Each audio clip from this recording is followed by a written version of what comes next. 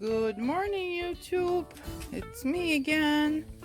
It's nice and crazy hot, and I finally decided I need to fix my situation with my poor Phalaenopsis. Yes, judgment moment. You see, they're not in a good shape. And I also today need to do something. Many of you have been asking about my bamboo fixtures, that they don't, nothing happens to them. Well, something does happen. So as you can see, this rack is empty because I came this morning and it's all you can see. So it's like an emergency. They're all sitting on the chairs, but we'll have to replace this. And luckily I do have grids, and I think generally speaking that's a bigger, and this looks very nice, but now it's, because of the heat, the rain, our sun kills anything. Even the metal rusts here faster than you can imagine. So here's a view of Cousin It for you. Let's go into it. Before we start, I wanted to show you this little lady that is from Hamlin. She's really pretty. She got chewed up a little bit by somebody. You can see on that tip. But she opened up. It's MIC. So one of those microphilias, whatever, Hamlin's Melody. I got it last year at Miami Orchid Show. Hopefully we'll have it this year. I got the request from a Deerfield Orchid Society already for the November show. So we're planning on being back to our normal life, but we'll see what happens. So this is my Maria. She smells so good. Very, very light and sweet smell. And here is Miss Mimi Palmer, opened up a little more for you. Now this one I can smell from far away. She smells really good.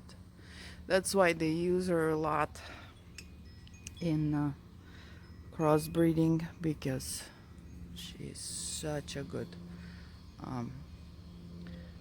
smelling girl. I don't know, that didn't sound right, but anyhow. So what's in here? Just a real quick before we get down to business. Touch of Gold. I believe it's called Pumpkin Patch. Oh, these guys opened more. 3 flowers. It's a beautiful orchid. I really like it. Very unusual. Empress Worsley. And as you can see, yeah, I just noticed, if you look at this shelf, you see my friendly animal visited clearly, because everything is knocked down. I don't know, has fun walking through my orchids, or what does he do? I don't know. But, what are we gonna do? And this lady is still going strong.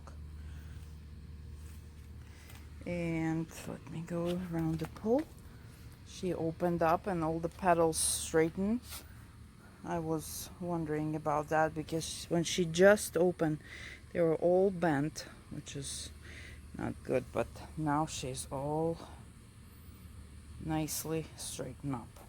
Okay, let's go and get down to business.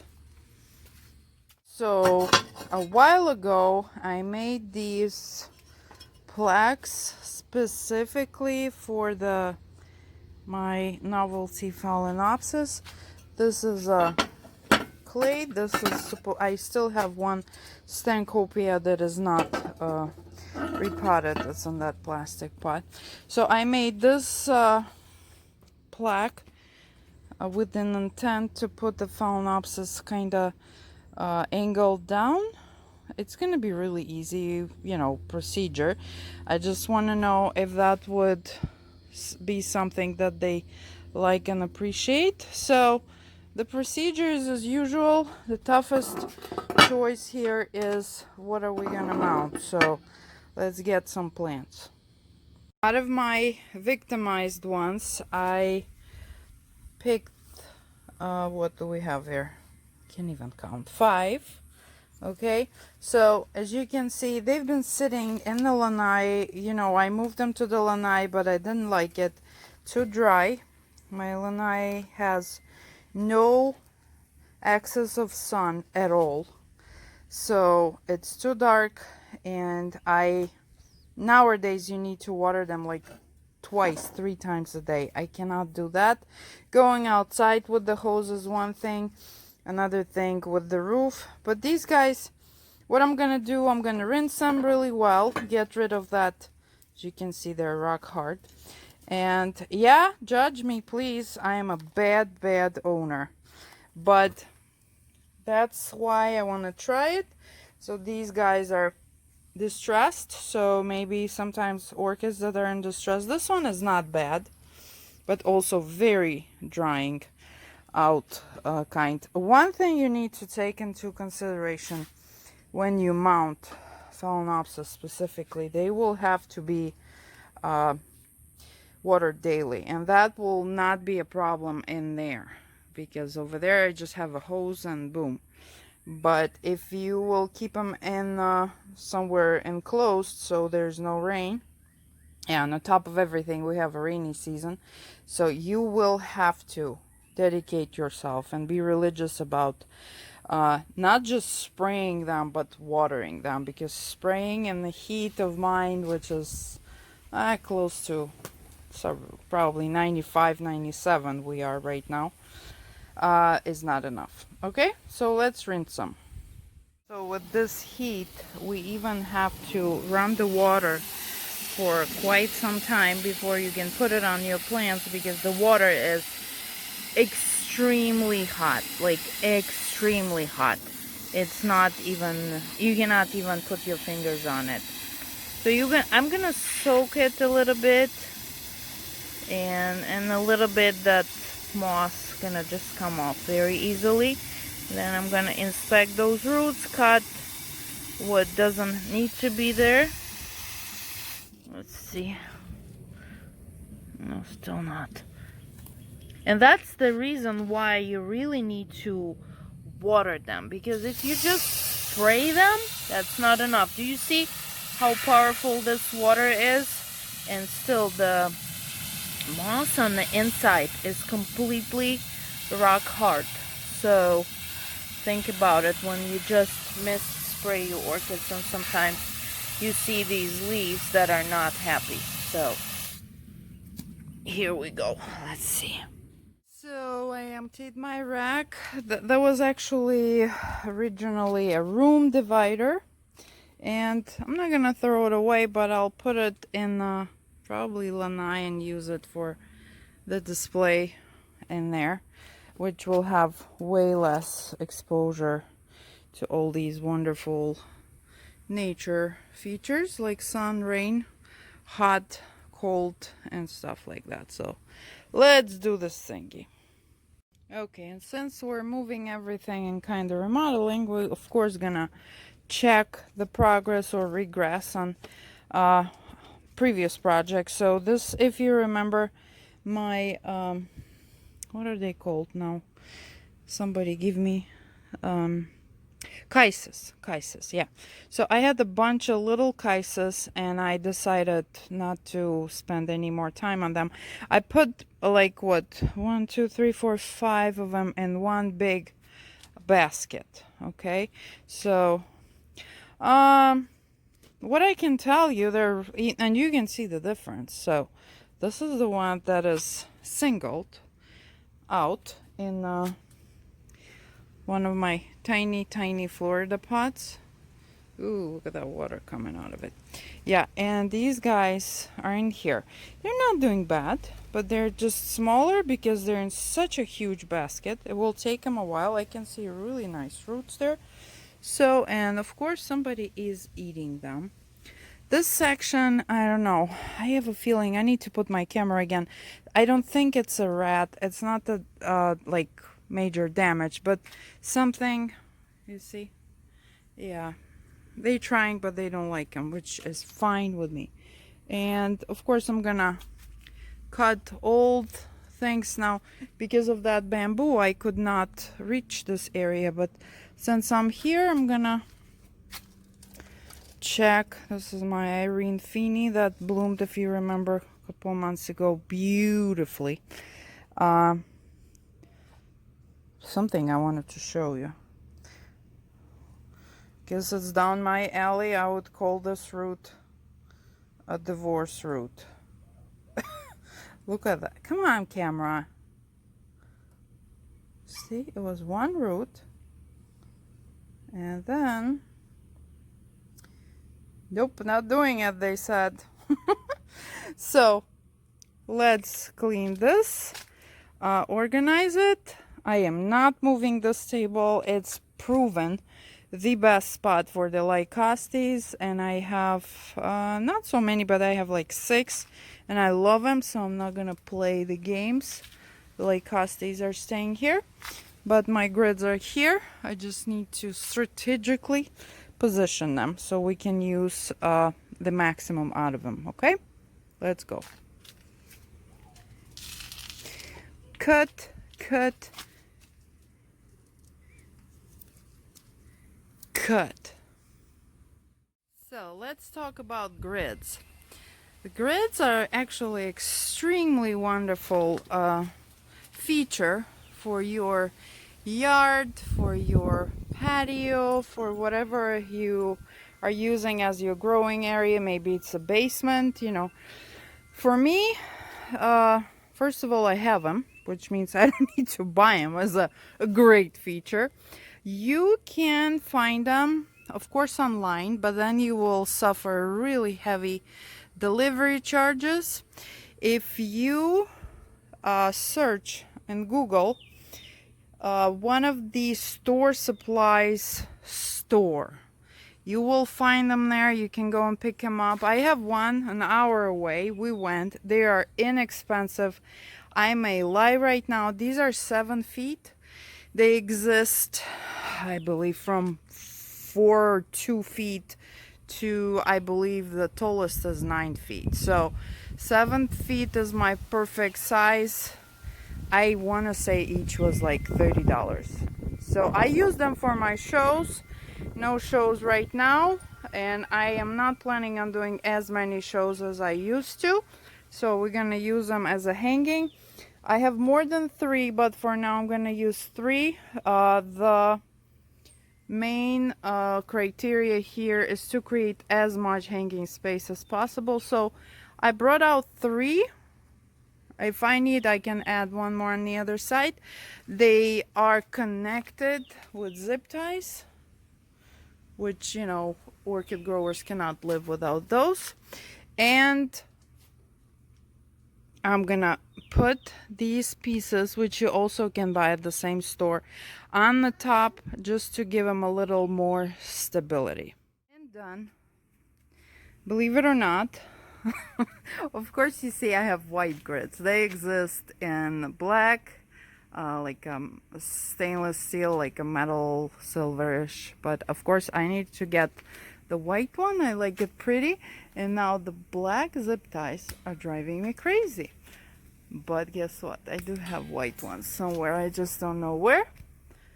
So don't be surprised if I'll change those really soon. So I zip tied those kind of triangle shelves over there as well, just as I zip tied these 3 sections together, and it's pretty stable. You see, maybe this way.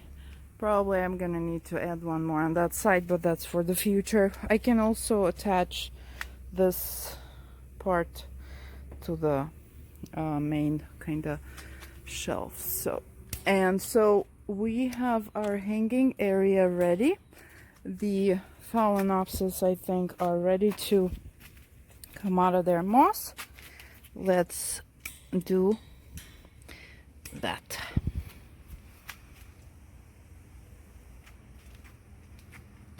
Here's a bigger view for you. Look how much you can hang on this.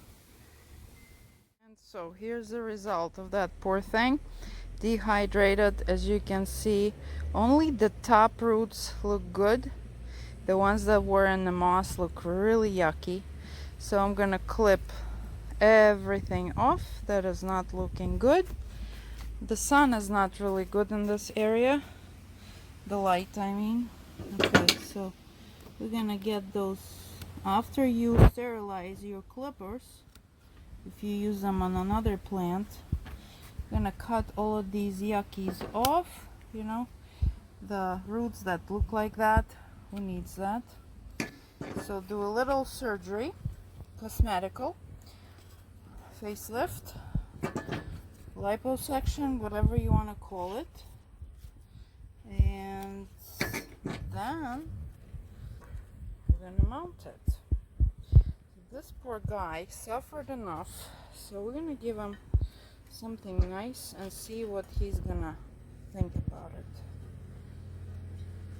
Okay, let's do a little more cleanup and then we'll put him on. Mount Phalaenopsis. In nature they grow face down, so that protects from the water being collected in the crown, and that's their main problem, root rot and crown rot. So we're gonna do it something like this. I'm just gonna zip tie it to the plaque and off we go. And voila, this bad boy or girl is ready. One thing I always do, and I have unlimited source of it, and many of you are asking what is hanging on my orchids. This is what is hanging on my orchids. It's called Spanish moss, and it's just a living moss that we have in Florida. And I just come here, pull some off, and that's what we do, okay? And then we're gonna just cover that Phalaenopsis roots with the moss so that, you know, it's a little bit protected. Use it as a blanket basically for him or her. Still didn't decide it. More of a, I have a feeling, as a boy. So yeah, and so I'm gonna put it around it, and basically that's it. That's the mounting of the Phalaenopsis, which is very easy. The only couple of things you need to remember: tie it good so it doesn't move around. If it moves around, you have a really good chances that it will not attach itself. By the way, there's seeds of the Spanish moss. It's blooming, not right now, the tiniest little flowers. And here's the seed pod. So this is it. Number one is done. With this guy, we're just gonna cut everything off. As you can see, everything that was inside does not look good. These are the aerial roots and those are the inside of the pot roots, so it did not like the idea. But see the black spots in there. The good idea, if you in doubt, just take a regular peroxide and spray the area. If there's a bacteria growing, a rot bacteria, it will eat it, and just do it daily. It does help a lot. So next, okay, and here's one more, and I'm gonna just not gonna show you each one, but this is the idea. And so today is what, July something, 8th, 9th, I have no idea honestly. So it must be 8. Yeah, and we'll keep an eye on the progress. So let's hook them all up and put them on our new grid. And so here they are. wish them and me luck, even though there's really nice roots here and there. This one has nice roots as well. So these are my totems. So of course I'm using my pottery that I'm making. I'll hook them as we speak. You can use whatever you want. If you like my ideas, I would appreciate you guys. Oh, wrong way. Go and purchase something, of course, but if not, everything the same can be done with any piece of clay, any piece of wood. You can use cork. You can use, look how cute. Like, I am also, where's the best example? See, this is just let's say a pot. You can attach them to a regular pot if you don't want to spend money, which I absolutely understand. You can use it like that. You see, this is another example of clay, and it's doing really well. Also kind of dry. You see how dry it is? And here's right next to it, soaking wet. So these guys need more attention if you like doing that. Yeah, here's my what I call ice cream cone. I just stuck it in there, and that's it. Okay, so we're gonna hook all of those guys up and put them on the grid. So here we are, almost done with my remodeling. I'm just gonna hang more. And as you can see, it looks really nice. I put them here right in front of my eyes for now, so I can keep a closer look. If you like these forms, this is basically a clay that has a cork. I used cork for this one. Texture. I will make some. So if anybody is interested in purchasing them, they will be available. Just give me a couple of days, okay? What's coming up? Saturday, we with the Orchid Society, the Tampa St. Pete Orchid Society, oh God, West Suncoast. Forgive me, guys. I don't remember the name. We're going to be visiting 4 nurseries at once. So, prepare yourself. Okay, until then, if I don't talk to you, have a great week. Go mount some orchids.